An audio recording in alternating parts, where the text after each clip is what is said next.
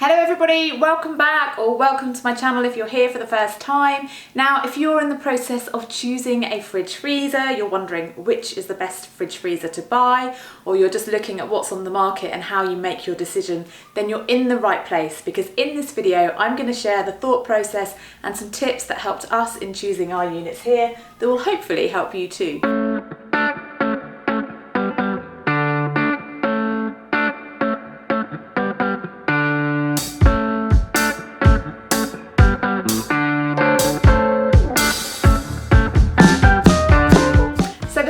Is a pretty simple but very essential one, and that is have a measure up, because you need to know how much space you're working with, because fridges and freezers come in all sorts of shapes and sizes, so that will limit or expand your choice depending on what you're working with.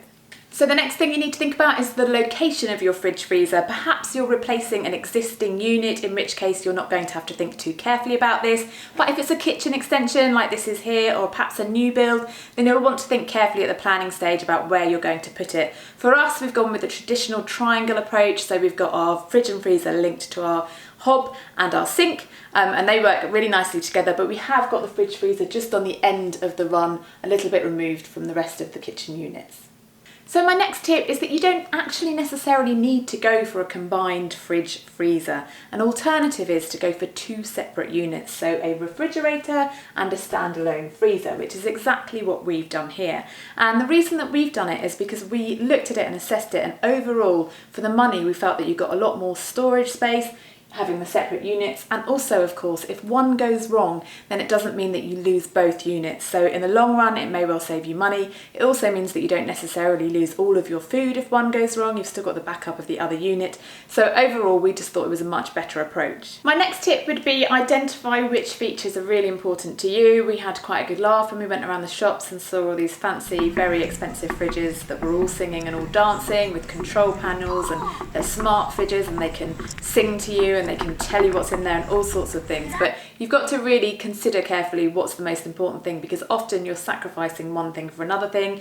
You're involving more things that can go wrong, and that's true also for things like the ice coolers. A lot of people like ice coolers, but I also know a lot of people who have those in their fridge freezers and they have gone wrong. And there's quite a bit to think about when you order a fridge freezer incorporating one of those, because you're going to possibly need to pipe it in. You then need to change the filters, which means getting the unit out and getting behind it. It's just a whole load of more added hassle. Personally, I also worry about keeping them clean and whether or not you're really continuing to get a clean supply of ice, whether or not you're going to keep on top of that kind of maintenance. So for us, because we've got so much more capacity in here anyway, overall we've got over 700 litres of capacity in these two units, and when I compared those to other units, particularly it was a lot lower when you have the ice units and the water units incorporated. They take a huge chunk of space in the freezers, and also in general where you have the combined units the capacity was a lot lower, so it was about the highest capacity we could find for quite a reasonable price really. These were around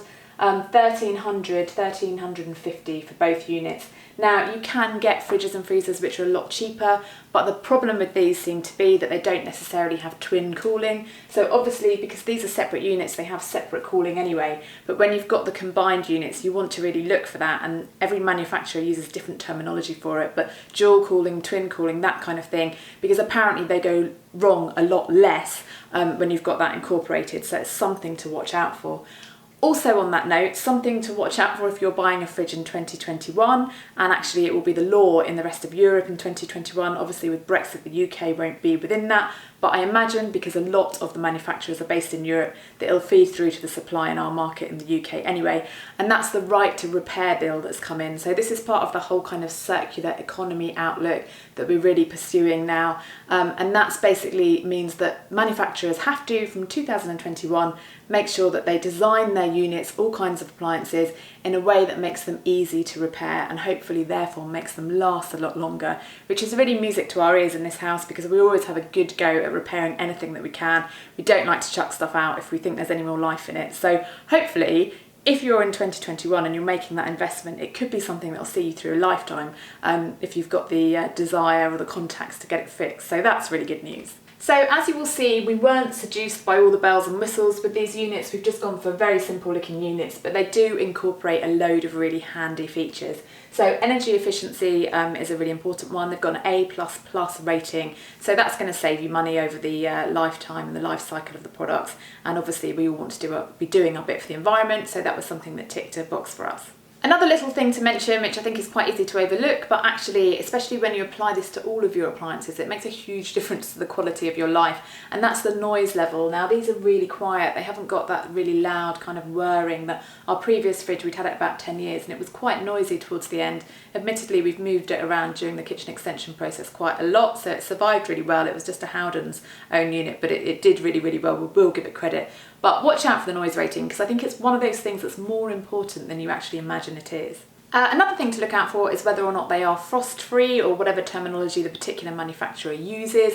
Now, these are frost-free, which means when we open them, we don't have to start chiseling away at ice, which I guess in this times that we're in at the moment might actually count as a holiday, but long term it's not something that you really want to do. So that's just something to watch out for. Now, a nice feature of these particular units is this control panel on the front, which tells you everything that you need to know about temperature. Since we've had these units, which has been a couple of months now, we've actually kept it on the eco setting. That's been fine for us so far, but you do have the options of things like a super frost and a super fridge refrigeration, which means that perhaps if you've got items that have just come back from the supermarket and you're worried they've got too warm and you want to just get them cool again quickly, you can do that. Or if when we first actually got the freezer and we wanted to put everything in it, it frosted up really, really quickly, so that was really nice. Another little note before I take you inside our fridge and freezer. By the way, this smeg model, I will link to this in the video down below, so if you want to know exactly which models these are, I will have that information available. But another thing that we really liked is that they're reversible doors, so it gives you a bit of flexibility in terms of what you're doing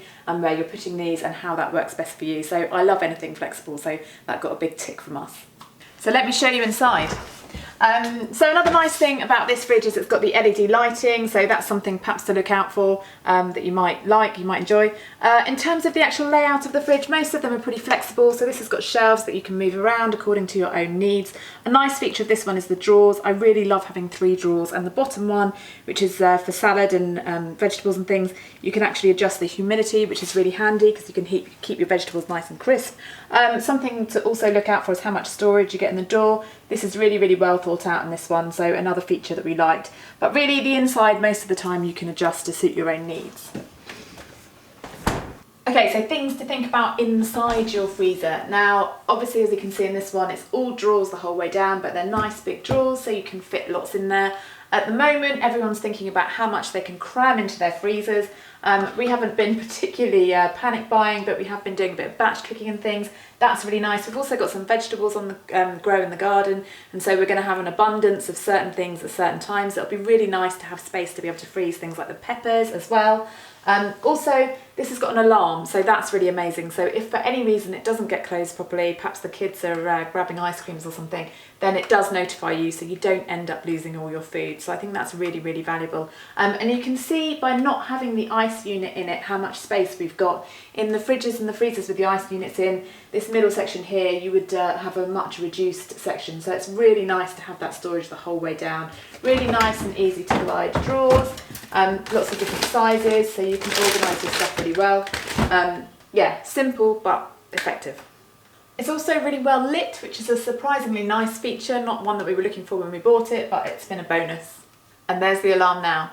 Now, last but not least is design. Now, depending on where your fridge or freezer is in your room, how much budget you've got may depend on what you feel about this particular issue. For us, this is actually quite a major feature of our kitchen. We've gone pretty plain, pretty low-key on the rest of it. We actually went for IKEA units in the end, and we built those ourselves. So we had a little bit more money left in the budget when it came to the appliances, so that was actually a fairly major priority for us. Hence we went for the smeg units. We really like the stainless steel finish. That works really well with the rest of our kitchen, but also that's really good from a point of view that it's really hygienic, which is why you often see it used in professional kitchens. Also really, really easy to wipe clean and keep clean, quite forgiving as well because it's this brushed finish.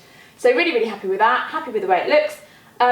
But that's it in terms of my how to buy a fridge video. I hope that you found this useful. I would absolutely love to hear your own tips in terms of fridges and freezers and ones you've bought and feedback and what the most important features are for you. Perhaps they're completely different to our features. So please do comment down below if you've got any recommendations or comments. If you like this video, as ever, please do give it a thumbs up.